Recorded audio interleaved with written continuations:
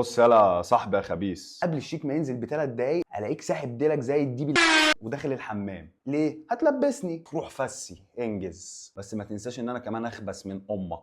هتطلع بعد ما تيجي من الحمام هتلاقي الشيك اتدفع، فانت هترتاح قوي. هتيجي تسالني تقول لي ايه الشيك اتدفع، هقول لك اه اتدفع. طب الحساب عامل كام؟ هنا انا لازم اشغل دماغي عشان احطك تحت ضرسي. اقول لك والله يا صاحبي مش فاكر. يا عم عادي بقى، يلا بس مش وقته. وللاسف انا ببقى فاكر الريسيت. انا لسه اصلا متخانق مع الكابتن اوردر وضاربين بعض في الباك اريا عشان ننزل واحده ميه ب 10 جنيه احنا ما شربناهاش. هنطلع على القهوه، هلبسك في حساب القهوه. ليه؟ عشان انا دافع حساب الاكل. هروح البيت، الاكل اللي احنا كلناه ب 1500 هحط عليه 500 جنيه زياده هيبقى 2000 جنيه. اقول لك يا معلم ادفع. هتسالني عن الريسيت اقول لك ضاع.